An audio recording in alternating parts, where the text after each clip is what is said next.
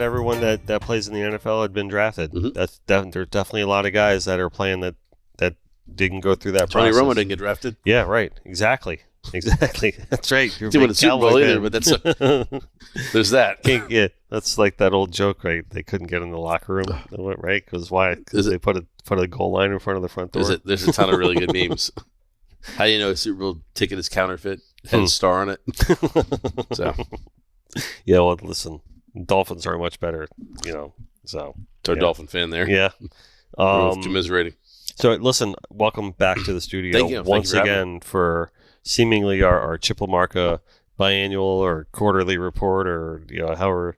This is like your fifth time on the show or something like that. I'm just thankful that you've moved east. The studio, you don't have to come to Cold the studio, Springs the anymore. podcast. It's great to be here, right on the east side of the Intracoastal on the Barrier Island, where all this great marine life lives. Island. Yeah, it's definitely adventurous over here at times. But anyway, so welcome back to the Connected by Water podcast, powered by Joey Cardi Chrysler Dodge Jeep Ram, and fueled by our good friends at Papa's Pilar Rum, who remind us never to be a spectator. So I am with our representative of our congressional district here, State House right? District. Chip LaMarca. Thank you, and good friend. Appreciate you coming in and seeing me once again. He's back. I'm surprised he keeps coming back. It's Friday. All kinds of good stuff. We appreciate you every time you're here. Definitely. We got a whole bunch of stuff I want to go through with you today. And I just want to say, though, before we get started, that it really is so great that you come on and talk to us on the show about all the great issues that we face in our state and all the great things that you've been doing, because they really are great things. And I think it's important that people get some optics on your items rather than just passing through and just writing it off as politics or just political moves or whatever they are. But you're making real difference moves here, and I think it's important to spotlight that, especially obviously we're connected by water here, and especially talking about all the great things that you do for clean water, not only just on your own, but in lockstep with the governor, and then some, which I'm sure you'll get into. And just to reiterate and remind our audience, we're talking to how would you say, brainchild, creator, innovator, pioneer of the NIL? Certainly all through the bill with, at the time, of legislative aide Corey Sinicia, worked with some local experts in that world. And that wasn't, excuse me, here we sit with the environment and water. And that was really the reason I said I want to go to Tallahassee, our economy, education for our kids, and our environment. But this issue popped up, and it was a fairness issue. It was just a matter of our athletes, men and women going to schools in the state of Florida, being treated the same way you or I would in college. If we could start a business, you could have started an art studio and made money off it. Those athletes, because they were in school for athletics and signed a contract, they couldn't do that. So this bill was really just to expose them to the free market. Yeah, and I'm a believer in the NIL, and I'm a believer in the work that you've done, as well as Corey. So today's the 1 year anniversary. Yeah, today's the 1 year anniversary. So happy NIL day. Yeah, so that's one of the main reasons. I know we talked about it when we had Matt on last time, but that's another reason why I want to bring it up today, is just to kind of commemorate it, because it is a big deal. It is a landscape changer. Although I do feel that, personally speaking, that I don't know how much of that has to do with you, or how much power control you have, or the regulation of how it gets operated. I mean, zero, right? So put a law out there, and there is obviously this compliance with the universities. I'd mentioned before when we were on here, Dreamfield, who is kind of a platform that connects athletes with deals with companies, kind of like Connected by Water. But then there's another company that's based right out of here in South Florida. Two lawyers created, Anthony Bruno Jr. and Pete Schoenthal, called Athliance. And what they're doing is they're specifically dealing with our state universities and out of the state of Florida on compliance. Okay. Making sure that if Connected by Water or Dennis Friel Art Studios decides they want to do a deal with an athlete at Florida Atlantic University, that when that deal gets submitted to the university, that it's in compliance. Yeah. Okay. So which is important. Yeah, I think it's important.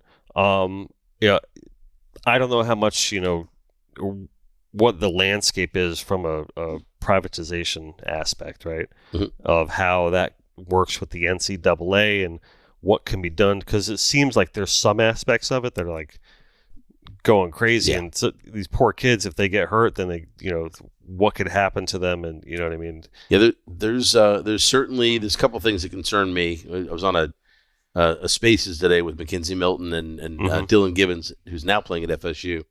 A big linebacker.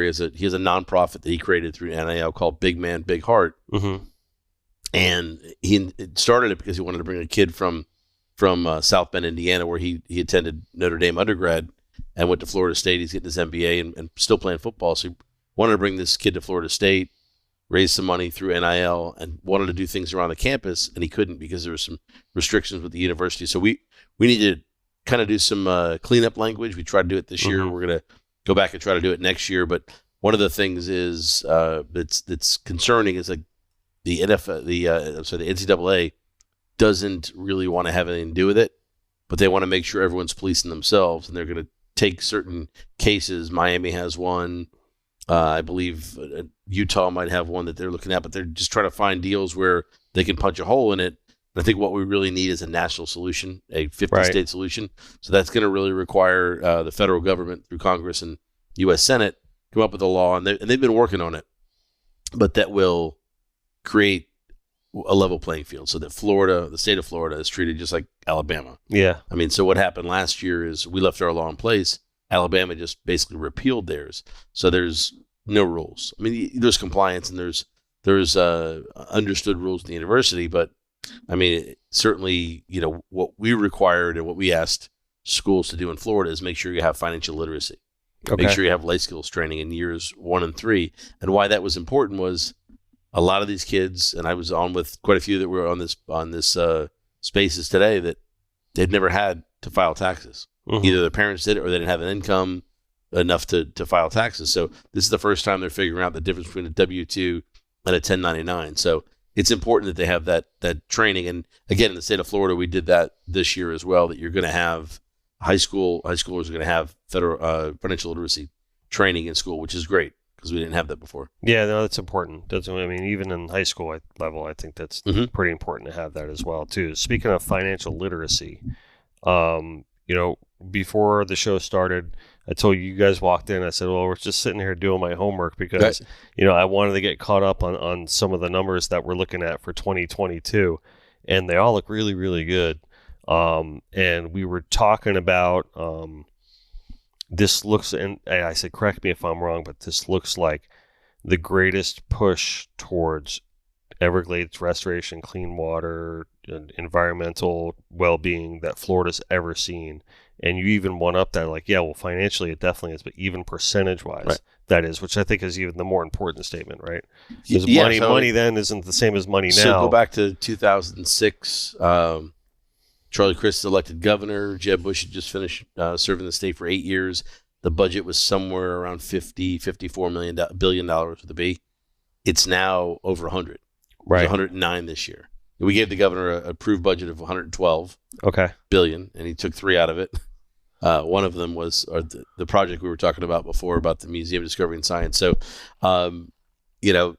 it's a larger budget, but by a percentage, all of the water projects, the Everglades restoration, water restoration, quality, blue-green algae, beach restoration, not only are those things higher by percentage, clearly by number, but they're higher than he had intended on doing 4 years ago, and that we committed kind of as a legislature to following his recommendations as much as we could. It's higher than that. I mean, you can see by the numbers, it's $3.3 billion over 4 years in water projects. He had tried to do $625 million a year, which would have been $2.5 billion in 4 years. So I mean, you're right there. You're looking at 50% more. So recently we had that Senate Bill 2508 that got vetoed, right? Okay, but can you explain like what happened with that whole, like what was that all about? So this was it was a priority of the Senate President Wilton Simpson, who's now running for Commissioner of Agriculture and Consumer Services, and I think it was probably his top priority. Okay, and it was an appropriation bill, is what it was, about funding. And the problem was that the policy within the bill, with the appropriation would have dealt with, wasn't settled between the environmentalists and the Everglades as well as the ag community. So the governor vetoed it, and as I mentioned to you before, he said bad water policy would have reversed years of Everglades restoration and water quality progress. We ended up giving the governor a bill to vote on, and I would tell you, as somebody who supports doing the right thing in the Everglades as well as for our farmers, we kind of got it into the best posture we could, and put it to the governor and said, all right, well, let's see what he does with it. And I have to say, considering that he vetoed it, his environmental and his water quality and his water stance is not fake. It's right. Real. It's the real yeah, deal. No, I mean, it's like, it was like the first thing he did when he took office, I think, right? Like he went right to the Everglades, like first and foremost. Previous governor didn't say certain things about the environment, wouldn't mention certain terms. This governor jumped right in and said, we're gonna fix the Everglades, and we're gonna make sure that we only have, our state's fragile as far as the ecology and environment go. We only have people coming here down in this peninsula and, surrounded by water because the water should be clean, right? Because we should have good quality, estuaries and lagoons. And when they're sick and they're pumping out, blue-green algae and red tide and things like that, that's not something we can. And this is, if you love the environment, that's enough reason. But if you think about what that does to our economy, you're in the West Coast with a lot of the red tide, and the East Coast here, in the lagoon with a lot of blue-green algae. That's not a place where you want to take your family out in the boat and go fishing or go in the clean water streams and whatnot. So it's an issue he's dedicated towards. Yeah, and it's all connected, right? Like you're saying, if we have a healthy environment, we have a healthy economy. It's just the bottom line. It's what our state is. But you brought up the whole blue-green algae and the red, the red algae, and there's a task force for that. Can you explain that to me, like what's going on with that? So over these 4 years, there's a couple things that we've decided to really make important, and that's that the governor is not just going to be the arbiter of what happens with the state and the budget regarding the environment. Legislature gives it to him, but we have this Florida Department of Environmental Protection. I've dealt with them for many years in environmental issues and construction. And the reality is, we said, look, let's make sure that we have the ability to fix our problems so we don't have them again in the future. And I'm trying to remember the dollars they put towards it, but certainly they set up a research center over on the West Coast to deal with the red tide issues, and they set up, I believe it was at the Moat Center, to deal with blue-green algae. They're doing that at Moat Marine? Yeah, I think so. In Sarasota? The blue-green, yeah. Oh, okay, cool. Yeah. I used to volunteer there in college. Really? Yeah. Did you go to USF? No, I went to Ringling. Okay. Oh, yeah, wow. The art school. Wow, okay. Yeah. Fantastic. So I was a. I do want to talk to you about the arts before we finish. Yeah, no, definitely, 100%. But this is similar to something that I had put forward last year, and it ended up finding its way in a bill this year and getting finished. It was creating in the office of Chief Resiliency Officer and Chief Science Officer. So the governor can make these appointments, but we want to have somebody that it's not just like, for example, let's say a beach project in Fort Lauderdale or Pompano and Deerfield, where we're putting sand on the beach to make sure that it's a healthy beach and safe and protects our uplands and environment's good. It's good for the turtles, lay eggs, all of those things. That's one project in a state of 22 million people. Those are projects that should be kind of coordinated, not just through the DEP, but when there's an issue or a call it a tragedy to the environment that happens, whether it's the blue-green or red tide issues, those should all go through one office. They should. It's kind of like I compare it to the Department of Emergency Management. Right. We had COVID was one of them, but prior to that, it was always hurricanes. Through that office, they coordinate law enforcement, they coordinate recovery, they coordinate urban search and rescue teams, all these things. From the environmental perspective, this office will coordinate all of these projects or issues that are facing the state of Florida. So whether it's building a continuous dune down Broward County or up through other parts of the state, we have parts of like St. John's that when they have beach erosion, the road just disappears. Wow. You can't get home. Yeah. And so these are issues that are now, whether it's the blue-green algae task force or red tide or the chief resiliency officer or chief science officer, they'll all be better coordinated, I think, through a lot of things. And we also gave the governor kind of post-COVID and watching what happened and not having to have special sessions, we put some funding in emergency management funding to the governor where he'd be able to access some funds and not have to call us back up. Like at the federal level, you hear about the government shutting down. Right. And they have to call everybody back and, they give enough money for another month or another quarter or another half a year. We in Florida believe that no matter who's governor, we should have that ability for them to kind of keep the state moving and not, put it, I think that's a smart move. Yeah. Yeah. It makes sense. If it gets out of hand, we can always call our own special session and get up there. Yeah, that's true. So for like an analogy event or a tide event like that, I mean, who does that fall on now?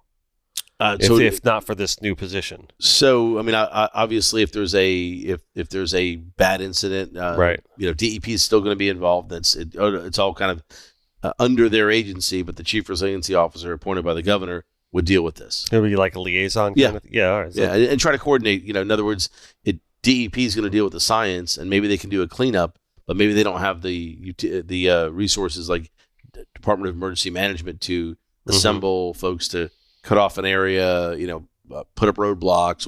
We're thinking about lots of things that may not have even happened yet. Like I said, the road might go out. Well, DEP is going to deal with the environmental aspects, but you've got to shut the road down, keep safety in the community and all that. So I think it being in the EOG, the Executive Office of the Governor, is going to give that ability for them to really coordinate assets and resources. Yeah, that's great. Where are we at right now with everything you're doing for beach restoration?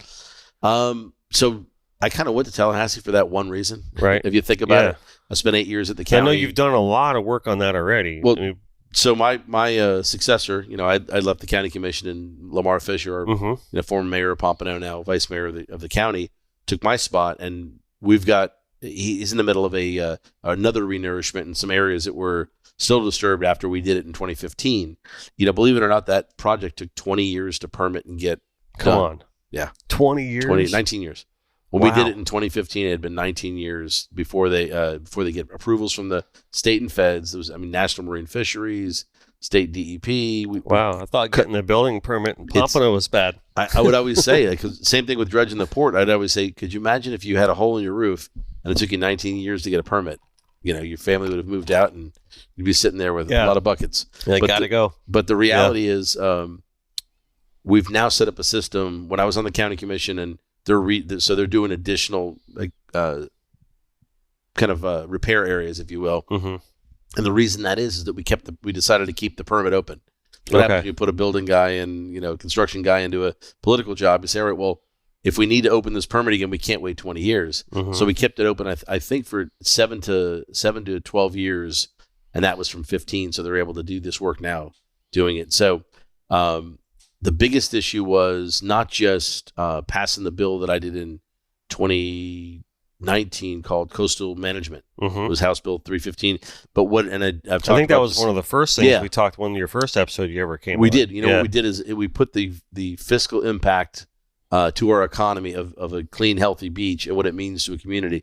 So it didn't pit Pompano Beach against Sarasota Beach, but it said, what is Pompano Beach? What is Deerfield and Fort Lauderdale and Lauderdale by the Sea beaches mean to the overall economy in Broward? And that became an element of funding and prioritization in the permit process. So those communities where people go to the beach and they spend money and they enjoy the environment, and they either walk out and snorkel off the beach, or they do other things. Some places they fish off the beach. Hopefully not a lot of people there. But that bill kind of set the stage for the policy. And then the funding came through a year and a half, 2 years later, which every year it's in what's called the recurring general fund budget, recurring funding. And the general revenue has $50 million a year to repair beaches. Oh, that's great. Yeah. So then it's like a continual thing. It's continual, yeah. That's the one thing we've been talking about recently on the show, is that when you think about efforts to make for, not on your level, right, but on the civilian level, we're just like your everyday Joe, like things that people can do better in general, just to be better stewards of the environment. And this is why we have our Starbright program. It's called #DoGooder, and we're rewarding people that are just doing just good things, whether it be beach cleanup or just going above and beyond and being an inspiration to your community to do things like that. I'll give you a guy to get on here podcast. Yeah, please. served in the Navy, contractor, runs a great company here out of Deerfield Beach. Dustin Du Bois. Okay. Yeah, Dustin. He's the chair of the Associated Builders and Contractors right now, but he and his wife, April. Oh, that's where I know the name. Yeah, okay. So he's got a company he started while he's busy growing a family, running the company with his dad and with Bill Gallo and the team. But it's called Filthy Organics. Organics. So we have a 5-gallon bucket that we put all of our whether it's floral arrangements, any rinds or peels or whatever it might be, things that we would normally throw in the garbage when we go to the landfill. He's taking and he's set this. He's in unincorporated Broward. I won't give a specific location because he's got quite an operation set up right now, and we're trying to find him some property within like county property, because what he's doing is basically composting, but on a real big scale. Yeah, I was going to say that just sounds like a big composting. Yeah, but it's a 5-gallon bucket at a time from the residential with really what we do. Then he goes to restaurants and I'd love to put him in that chair and pick his brain about what he's got going. Yeah, he'd love to talk to you about it. Yeah, definitely. So I mean, but what we're saying is he's a do-gooder for sure. Yeah, no, but with the do-gooder stuff, it's important that we realize that we don't have a finish line. Like people, I don't want people to think like, oh yeah, we've reached our goal. It's like there's never reaching our goal. Like, there's no thermometer with the line. It's always like we need to keep this at a level. Yep. And there's no lucky, because when you reach your goal, you stop playing. Right. So we like to always keep playing and always just. So it's just an endless game. Changing habits and just understanding about how we're all connected by water, and for lack of a better term, and how it's all related. So you be a steward, and that's really the biggest proponent of it, because I think we talked about it last night. We did an episode with this diving crew. What was the name of Thresher Aquatics, right? And they take disabled people diving. That's right? awesome. Paraplegic, quadriplegic, whatever ails you. If you need assistance, they're going to take you down. You need doctor's notes, and it's got to get cleared and everything like that. But it's such a great awesome organization. But we talked about how it's they do beach cleanups, as kind of thing, and everyone does beach cleanups. But he made a comment like, I don't know if it does anything really, but I go, you know what it does? I think it puts it in the people's minds. When you go out as a group and you do a beach cleanup, you're putting it in the people's minds that this is what we need to do. We just need to be better. And I don't know if it really does much, because the stuff that you're talking about is the stuff that does the big stuff. Well, you know what I mean? I'll tell you what. So there's a group that does the beach cleanup every beach sweep every second Saturday down at Fort Lauderdale. They meet around Las Olas. Steve Einhorn's in charge of that. Another good do-gooder that you should have on here. When we can go, Eileen and I will go, and they'll give us the pickup claw and a 5-gallon bucket, and the vast majority of what we pick up, a few bottle caps, a few pieces of plastic, but the vast majority were cigarette butts. Yeah, and toothbrushes too, or like a lot of stuff like that, right? Yes, interesting things.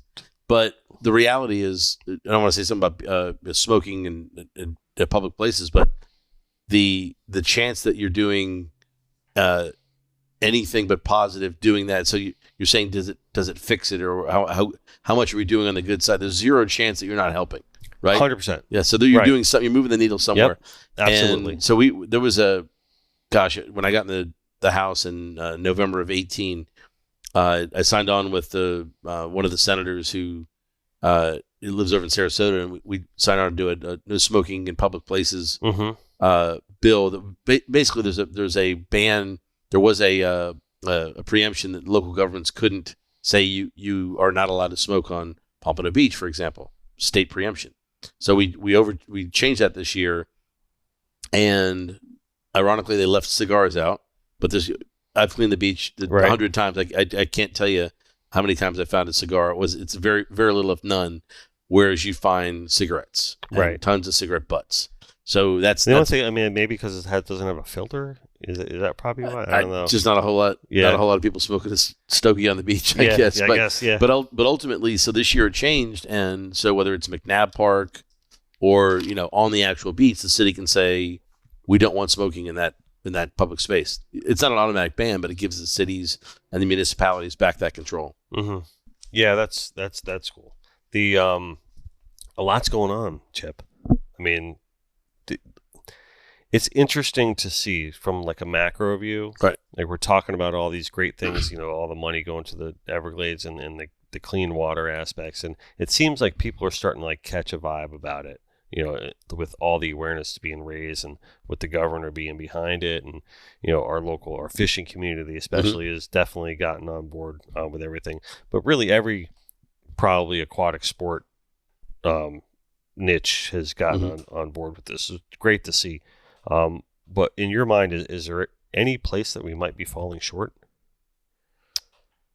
Man, every minute I'm never, I'm amazed, and I'm never surprised these days, and it's a little cynical. I'm always a kind of glass half full guy, but I've yet to be amazed lately at how you can politicize anything. Right. So there are members that vote against some of these great endeavors to fix our environment, to do clean water projects. For example, on the other side of the aisle from me, because of where they're coming from. They're coming from the governor, or they're coming from the Republican majority. And for me, if we're helping the state, what does it matter where it's coming from? Sure. I've worked on bipartisan bills with members from Broward County on school safety, kind of post-Parkland school safety issues for parental notification and things like that. Are we making any progress there? Yeah. You know what? Are we really? So here's why if you're in the minutia of it every day and every year, that's probably really like you don't think high you're level making important thing going on right now. So you don't think you're making progress, and then you I don't want to spend too much time on this because we could talk about it for hours. Yeah, sure. When we look at what happened in Uvalde, yeah, and you really go back and look at what happened in Parkland, I would like to think that even as terrible as the response was by the folks in charge of law enforcement at the time there, and they're, the organizations are people that support me, but the response was not good. We all know that. It was worse there. And then what the federal government did. It was really bad in that event. It was bad. It was really bad. To the point where I don't think people realized doors were unlocked. Things like that. Where they like a border patrol officer had to run in there. That was like his kid was inside and he was off duty to just like take matters in his own hands. It's like I'm paraphrasing obviously when I say that. So there's been a lot of I don't think you're kind of done with the investigation. Yeah. Sadly, I think you would call it an autopsy for many reasons, but they got to do better. But the reality is, if you look at what we did in Florida post Marjorie Stoneman Douglas, what we did in Florida is and the Sun when the Sun Sentinel says that the Republicans in Florida passed so much more significant regulations towards public safety for schools post Parkland than the United States Congress just did, and they're patting themselves in the back because they basically said, well, we'll pass a law that says, well, look at this, or we'll do background checks of kids under 21 who are buying a firearm. And I'm a supporter of being able to use properly and use safely firearms and sure. your Second Amendment rights. But I mean, we did a lot more in Florida. Did a lot more to keep people safe. Mm-hmm. No, I agree. I guess that kind of came out of the conversation of so if we just stop, like, I served at the county commission when I was the only person on the other side of the aisle, and now I'm in the Florida House where we almost have a super majority, which would 78 out of 120, 80 would be a super majority, and basically you could sadly ram things through without even discussing them. But what's the unfortunate part for me is I kind of look at it and say, well, how is property insurance political? Like, there are people that voted against property insurance reforms, and I don't know if it's because they want to protect some of the lawyers that were kind of exposing or obliterating those loopholes and making money off it, or if it was just because it came from the other side. And we kind of have to get past that. It's not. I'm not going to tell you we should all hold hands and get along at all times. That's just not. We're not in that environment these days. But we should do better when we're charged with being a public servant for a community. If I look at any of my elections, I didn't win by 90 points, 95 points, 70, 60. It was 55-45 last time, which tells me that, all right, well, 45% of the people, while they didn't vote for me, I've got to go out and do something I think is going to be meaningful for them as well. And if people kind of put the politics aside and said, well, what's this guy doing? If they knew the stuff we're talking about right now, you would hope that it would be kind of eye-opening and saying, all right, well, that's interesting. But from an elected perspective, the D's and the R's we need to get together and get some of these things done.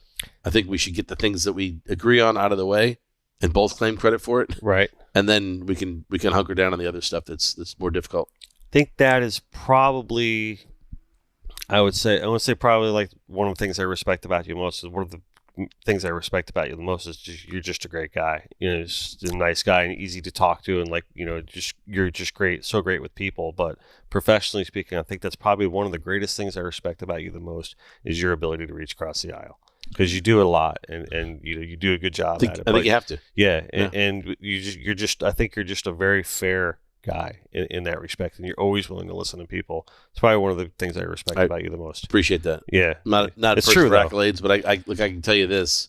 Growing up with a mother in a single parent household, and then having an amazing wife for 27 years, I would tell you that you've got these. And I've watched people do it. I've watched people go to Tallahassee.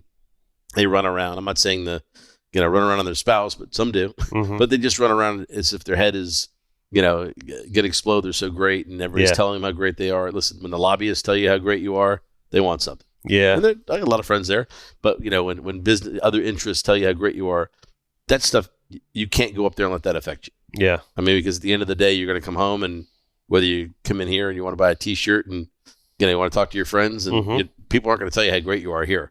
Right. Yeah. You're back home. Nobody needs anything. Yeah. Right. Exactly. So the reality is, I appreciate the kind words, but we're all serving in one way or another in what you're doing here, from the environmental standpoint, and from and making a business out of it. It's important. People get to see it. I mean, there's a lot to be said for that. It's like about this from the studio perspective, and because we have a little bit of all that. We have like the whole aspect of Connected by Water as a conservational business, and we're trying to raise awareness through the show and do things like that, and we're trying to raise awareness for the arts. Yeah.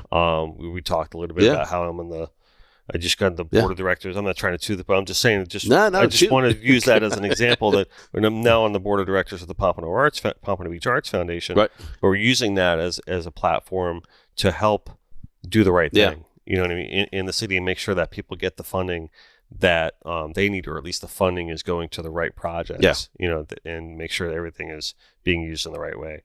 Want to talk about the arts? Yeah, for sure. So I did bring this with me. I do want to talk about that. Oh, you brought a coin. I want to talk about the. Now you're putting me on the spot. I mean, yeah. And the best thing to do with an interview is ask the interviewer a question. But tell us again how that happened, because you talked about it at the chamber event. Yeah. So when I became an artist for the United States Mint, and how do you do that, by the way? So it was a national call. Okay. And my wife was the one that found it, and I guess she saw it on social media or whatever like this, and she's like, I guess they were asking for it, and if memory serves, it was someone who was very interested in history, which I am. Right. And it's one of my hobbies is just being, a history buff. How'd we get here? Yeah, right, exactly. And how do we get here, and how do we not screw that up again? And master level Illustrator, master level Photoshop, and digital and also a natural illustrator at the same time, and someone who has that, and had to do a whole portfolio presentation just like I'm applying for art school. So it's just very similar like that. And it was very strict requirements. Did you have to go up there, or just all No. This is all over email. This is all very strict requirements on how they wanted to do it. It is the United States government, right? So, and I submitted it, and I forgot about it, quite frankly, because it is the government, and some things take a little while. And so about 4 months later, I got another email, and they said, congrats, you've made it to the next round. I said, oh, wow, look at that. Totally forgot about that. Cool. What do I got to do? And then I did what they needed me to do on that next one, and I submitted it, and I forgot about it again because it was months later when they contacted me. And again, they said, hey, congrats, you've made it to this final round or whatever. And did they say you need to draw a sailboat for us? No. So what we did was we actually worked on a real world project at that point for our last phase of the application. And so what I found out, and I went through that whole process and I submitted my thing, and there was legal involved, and you had to do submit your references in a legal way and everything. And then I submitted that, and I didn't forget about it at that point because it started getting pretty serious at that point. And then a couple months later, I got an email saying, congratulations, if you choose to accept, you're now an artist of the United States Mint. And I was like, wow, that's fantastic. I was like, this is like pinch me. Like, is Right. this real? This is And outstanding. how many of those are there? So they are 27. There's 27 total. And Wow. what I found out was there was a national call, and there were thousands of people that entered into this. And that first run, they whittled it down to like 700. Okay. And then after the second run, they whittled it down to like 40. And then they accepted like 16 into their current program of 11 that they had on hand. So it became 27 artists at that point. So that's the coin. This is the coin that I designed for the American Innovations series that they have going on right now. It's a $1 coin program. So did this you is legal tender. You did the other side too, or no? No. This is the template side. This is I think that Justin Kuntz was another artist in the program that did this one. But this is legal tender. This is a $1 coin. It's not technically in circulation, right? They're not going to put it out like a bunch of, you're not going to find this, but I can use it. You can, you can sit there and say you can buy something with it. But this is for the American Innovation for the state of Rhode Island, which depicts the boat that was designed by Nathaniel Harrishoff. And he was the one that really put the United States on the forefront of navigation, architectural navigation design. He put us in the lead clearly with his designs for the America's Cup, and really made us what we are in naval architecture and naval design today. So it is Rhode Island's greatest innovation contribution. Yeah. So I was they did have a mayor who got he was arrested and sent to jail, but he got reelected while in jail. Name was Buddy Cianci. Yeah. In Rhode Island? Yeah, it's great. It's from Providence. And his book is called Pasta and Politics. Really? It's if you like history and you like I've been learning so much about Rhode Island lately, because ever since that coin came out, everyone starts full-blown Italian neighborhood there that the streets painted red, white, and green stripes. Oh, really? Hardcore. Yeah. We watched the funny thing is the kids came running out of we watched a lot of that Aerial America show at home, because the kids they just love it. They just sit there like sponges, because the guy talks and tells you all about the history of the different places. So they come running, daddy, daddy, daddy. They come running, yelling. I'm like, what? They're like, Aerial America. I'm like, okay. They're like, it's Rhode Island. Like 8 to 11 years old. So that's awesome. Like it's like my state. No, this when I saw this and heard the story about it before and then at the chamber, it reminded me of was it probably early 90s when the Lighthouse Point, the Hillsborough Light, was on a stamp. I'm thinking about this is us on the map. Yeah, and in this case, it's not Florida, but it's you. You're the artist, which is a big part of our community. Yeah, That's cool. It's I'm excited. It really is kind of a cool thing to So in the arts, what I really wanted to share with you, and then I want to talk about a little bit of the appropriations we did, because it's kind of in your wheelhouse of what we do in marine industries and some stormwater drainage and whatnot. But so in the arts, one of the cool things we did this year, excuse me, as I've kind of felt my way around the do's and don'ts of being in the legislature, what I did last year is I got myself in a little bit of trouble. There was a member I don't think we've ever agreed on anything. He's a member from the Orlando area, and he wanted to put an amendment on a bill, and typically, not almost always, unless you're informed, like, hey, you can vote on this one. There's a process where either side doesn't really vote on the other side's amendments, which in this case I was like, wait a minute, this would leverage arts funding. So voted for it, got a little bit of trouble. Fast forward, I said, all right, how'd you get in trouble? Because you're not supposed to vote on the other people's amendments. Kind of got my hand slapped. Yeah. Gotcha. I wasn't the leader of the decision to do this with other members, but somebody else was, and I just said, all right, well, I did it because of this. I'm on the board of directors of the Museum of Discovery and Science. It's important. So fast forward, I said, all right, well, we really need to get behind the arts. And so last year we did like 20, I'm trying to remember what the numbers were. I think the full funding of the arts is about $44 million. And when I say that, that's just specifically grants that get sent to Tallahassee.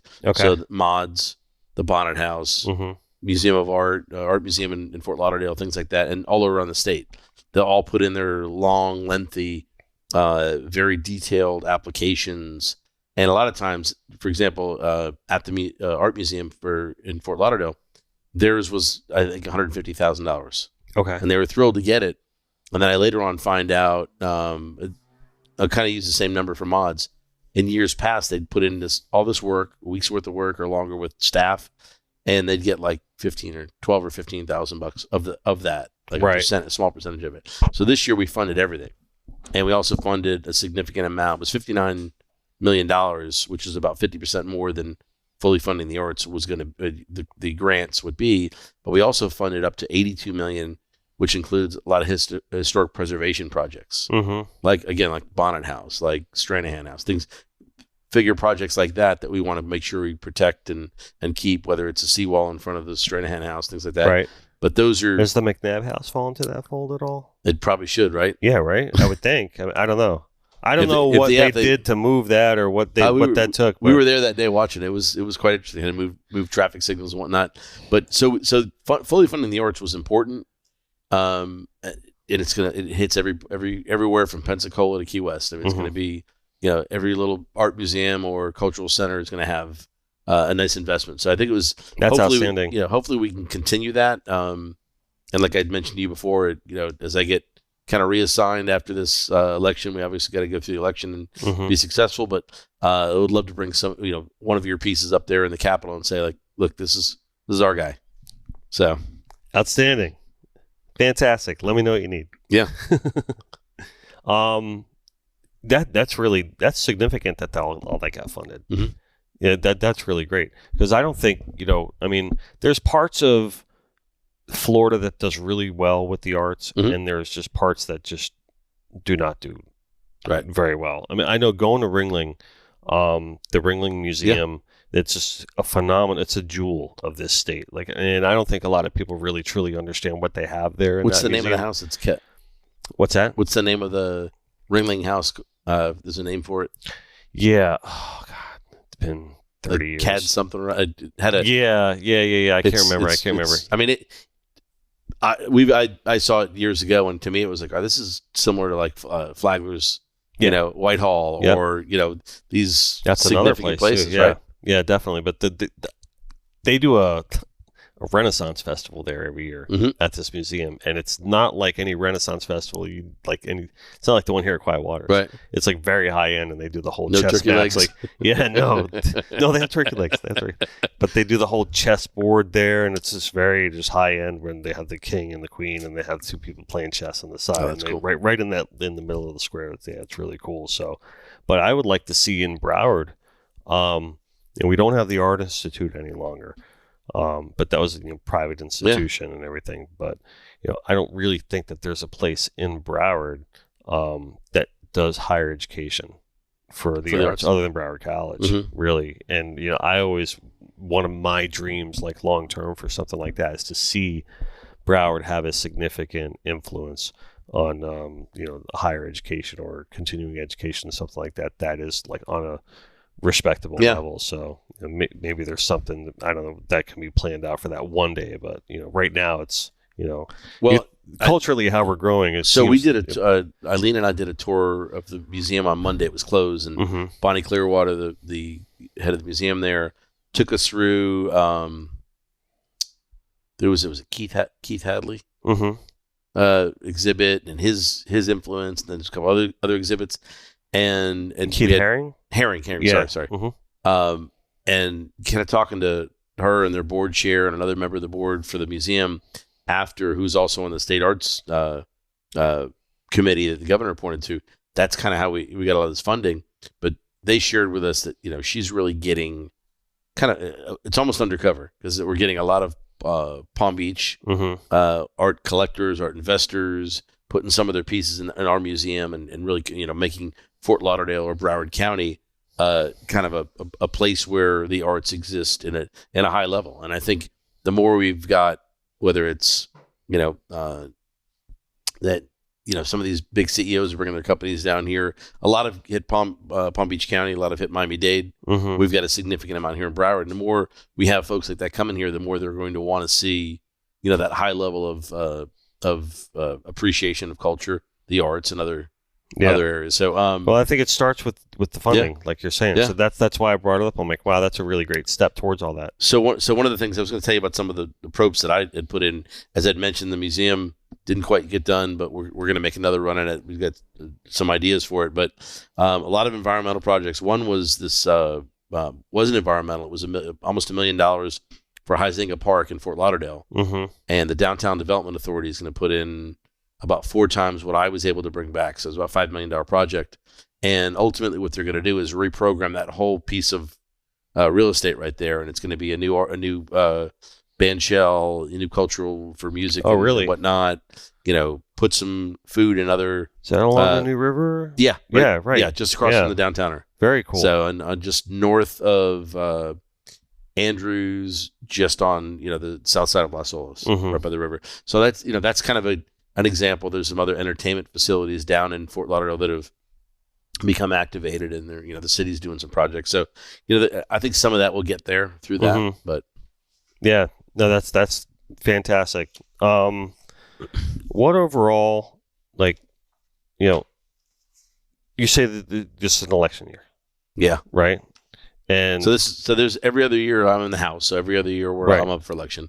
Every 4 years, so every other cycle, so every 4 years, the governor's up. So this is the year that pretty much everyone's up. Everyone's up, right? Because we had redistricting in last year, so they redid the maps and the midterms and all that, and it's going to be. So I'm pretty close to what I was before. I've got the same general geography, and so it's going to be a hectic season from kind of now to November 8th. Yeah. Mm-hmm. What does the future have in store for Chip LaMarca?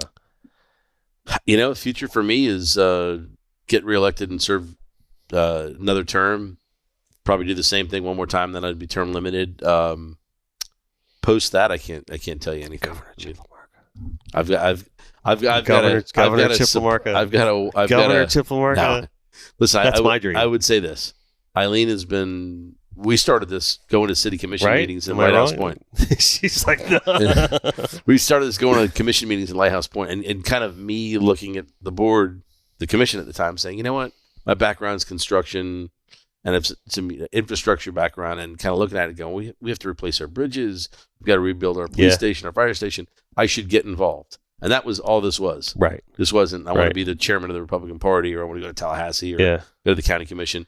And when opportunities kind of come up, look at it if it's the right thing. Like I would tell you that I would have been interested to run for a Senate seat this time, but the opportunity wasn't there. The numbers were not there. I'll take either one. So we'll do what we're doing right now. And we'll just try to. I'm sorry, I'm not trying to put words. No. I think I think everybody has, like I said before, everybody has some way that they can be of service to the public and serve as a servant to their neighbors and their friends and family, and just got to kind of find that. And sometimes people run for office don't win, or sometimes people do win and they don't really do what they should be. It's not where their heart and soul is. Right. They should serve however they can best to serve the community. And I think you're doing that right now with what you're doing. We're trying our best. Yeah, and that's all that's what we can do, right? Yeah, that was actually with my father passing away last August. That was really one of in his last 6 months or so. We had some of the Emmaus group guys came over and we did a prayer service at the house for him and everything like that. And I remember he said, one of the greatest things that you could do is to be present in your community.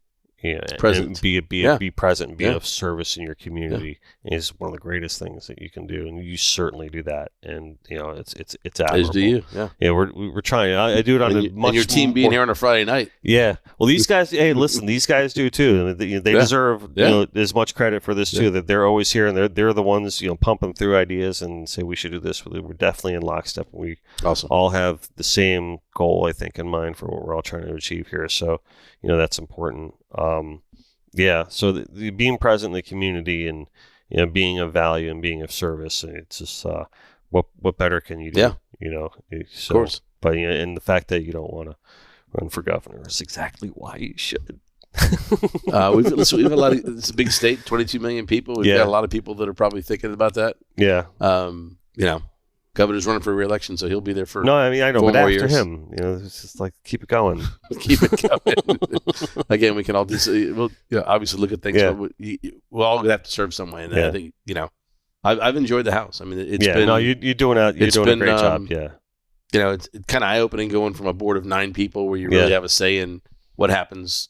The day after you meet, Mm-hmm. for the most part, in the community, to something that happens once a year. Of course, we had a lot of special sessions for condo safety, property insurance, all those things. We went back for gaming, all these things. But it's the gaming thing, that was having to revisit about that. Yeah, and we don't have to get into that, but that was an interesting. I had a really good bill for sports wagering that we just couldn't get a hearing on it because they wanted to take the package they were working on with the tribe, which I understand. I mean, they're right, but right now we don't have the ability to do sports betting in any way right now. So we'll see. Yeah, still time. Yeah, right? Still time. The clock's ticking. Yeah, listen, I know you got an event you got to get to. Oh, we're but I appreciate you stopping by. It's been great. Yeah, always a good time, and I know that your family, your wife and kids deserve a thanks for letting you do this all the time, and making sure this all gets done right. And that's what I said to her, because we were we're going to be out for a lot of July, and we're like stockpiling a couple episodes so we don't miss any weeks and stuff like that. So like it's been like I'm like, oh, we're doing another one tonight, honey. Maybe a little late again. Friday night. Did you move east yet? No, not yet. Not yet. We're waiting. Can you Get do away anything for the about dip. the housing prices? Come on, Chip. This guy, I think, will be a little settling. I'll say that. I don't want to say I don't think anybody's predicting any crazy drop, but I mean, I think we'll have a little bit of settling, or at least leveling off where people can afford to be here.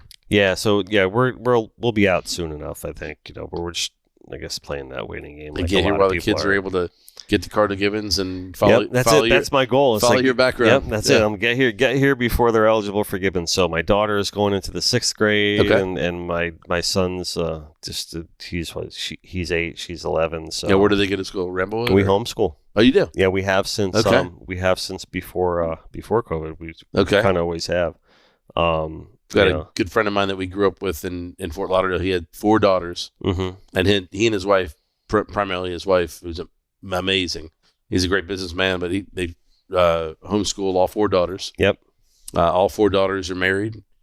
A couple of them have their spouses, and they work in the family business, and just it's amazing to watch someone who's dedicated to making a choice of how their kids are going to grow up, under what guidelines, and how they're going to be educated. Yeah, and I think that's the cool thing about Florida, is that we have choices.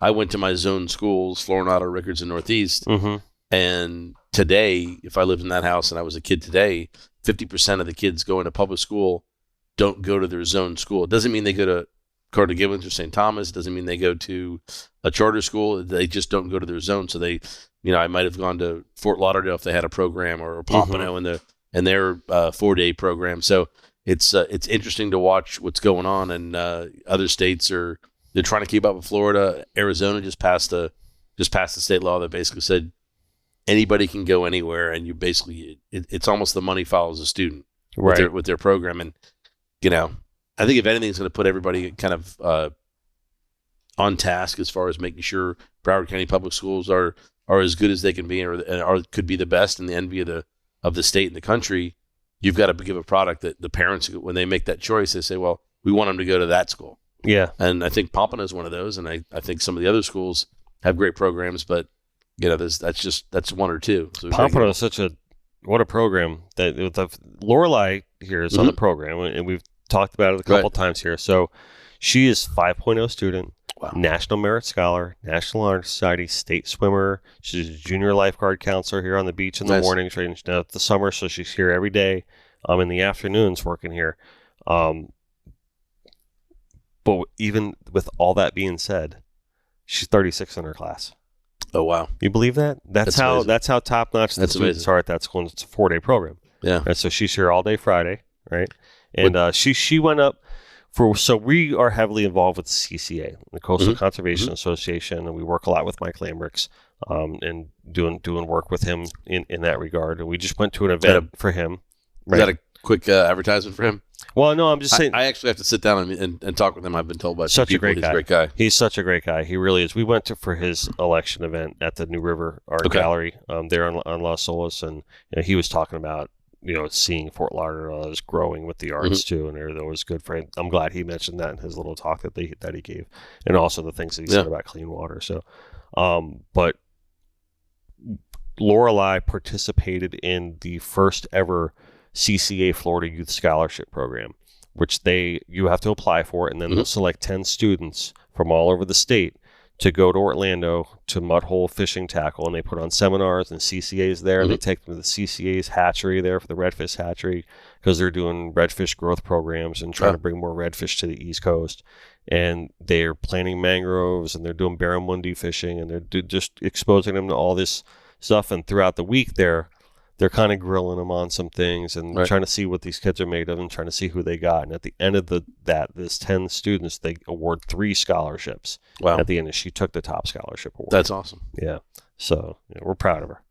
We're very, very proud of her. Makes you wonder what the other 35 kids are doing over at Pompano, right? Yeah, right. Exactly. But, she she sounds amazing. Yeah, she's just a good kid. She's just a good kid. So. But we're excited about it. Future is bright with that. I would wish that she was here today. She's actually fishing with Jimmy and and her brother and a couple other kids out in the West End Bahamas today. So I gave her the day off. It's 4th of July weekend, and nice. So we're like, go fishing. So we'll do another one. Yeah, absolutely. Do another one. I'll bring Dustin, and there's some other folks in the art world that would be great to have on. And 100%. Yeah, 100%. Awesome. Well, thanks again for coming in today. Appreciate it. Thank you for giving us our quarterly report on all the great things you have going on. You know what? You can't trust the TV or the social media or the internet. The state of Florida is heading in the right direction. Well, you don't. Nobody loves everything about any one individual, but the process is working, and people are moving here. And when they come here, they're saying, "I moved to get out of where I was." Yeah. So I think that's a good sign. Yeah, we try to bring a little taste of truth and reality on the show. And but in a laid back way, just say, hey, this is how we kind of see things. Like we even have, we talk a lot about. Just I'll leave it on this one last thing. We talk a lot about shark depredation and some of the issues that are going on with that. And we obviously look more on the side from the angler side here at the studio than we do from the diver side. There seems to be this line that has been drawn between fishermen and divers now, where when we were growing up, sharks?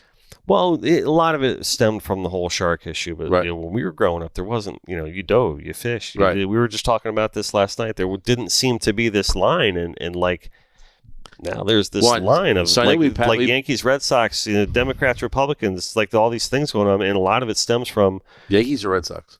Oh, National League fan. Born in Boston. Marlins. Oh, were you? Yeah. Then we'll say Red Sox. Yeah, I'm happy to be in a state where we have all that. We can do all that, but it just seems sports-wise. But it just seems like people have what you're talking about right now. People have more of an interest in doing that than going to a baseball game on a Saturday. Yeah, and we always kind of wonder like is soccer going to work in Miami? All these things, but I think it's a testament to what we have. I mean, you can go to the Bahamas, you can go down to the Hillsborough Club, you can go to any of our great public beaches and enjoy what we have without having to go get dressed up and go somewhere. And so that's cool once in a while, but yeah. Well, I mean, we had a diver on. We had the divers on yesterday, and we were talking to them about it. And I usually have the fishermen on, and we talk about it from the fisherman side. Right. And this guy starts coming on, and he's like, "Oh yeah, I'm a shark feeder," and I'm like, "All right." You can't say that on my show and me not respond, right? But so we talked about it, and I said, "Listen, I come in peace. I'll give you your platform." Right. And I don't know if his argument really held that much water, but got it. Yeah. Anyway, all right, Chip LaMarca, keep doing good. Thank you very much for coming on. Thank you for giving me your time once again. Thank you. And thanks, Eileen. Yeah. Thank you for enduring us for the second time. Cool. Where are they gonna follow you here on Instagram? All my social media is at Chip LaMarca. Twitter, Facebook, Instagram. I don't get it. I don't do as much Instagram. Yeah, but you give these reports and you put up like some of the news that's happening. And so I do a lot. Like I guess when I post on Facebook, I've got to connect to Instagram. But but yeah, we just try to keep people informed. I don't really use social media to make a point or tell use it as a bullhorn. I use it as more of an information point, and it's great to have that out there, and it's also great not to be caught up in it all day long and worry about what people are thinking. Yep. All right. This year, vote Chip. Thanks. All right. Cool. All right, guys. Listen. All right. Yeah. All right. Listen, if you're in the market for a new truck, Jeep, or family vehicle, give our friends over at Joey Carty Chrysler Dodge Jeep a call. I cannot make any promises, but if you go in there and you say the Connected by Water podcast sent you, I know I say this every time, I think you're going to get a better deal than most people will. I can't make any promises, but it might happen. Give it a shot. Awesome. Right? And also, we are recording this on the 4th of July weekend. You're probably not going to see it on the 4th of July weekend, but we have been drinking the Papa's Pilar rum here on the show, and they remind you never to be a spectator. I'm just proud to be part of the Papa's family. They are heavy into conservation and reef restoration and all the great things that we talked about today, and we're very proud to be associated with them. So please support the Papa's Pilar family. If you are hungry and you happen to be in the Lighthouse Point area, head on over to the Papa's Raw Bar and order something off the Connected by Water inspired sushi menu. And they also have a Chip LaMarca. We had some oysters on the menu, and they've got a great selection of Dariush wine, by the way. No, they did. And the Dariush my brother-in-law's good. Right? Absolutely. Self-director. So get a plug in for him. Yeah, Joey Carty and Papa's Pilar and Papa's Raw Bar and Chip and Dennis, we're all one big happy family. Yeah, no, so. Troy's there's a family there. Papa's does amazing things in the nonprofit world, and absolutely participated in a few things with Troy and the family, and walking with Anthony, and they 100%. We have some really good people. You talk about people that are present in their community. That's definitely the Gator family. Absolutely is. Yeah, definitely. God bless them. Awesome. So, all right, your ego, it's not your amigo. Always do your best, and at the end of the day, just let God do the rest. Do not ever forget that no matter where we are, no matter what we're doing, we're all connected by water. Love it. Thanks, Chip. Thank you.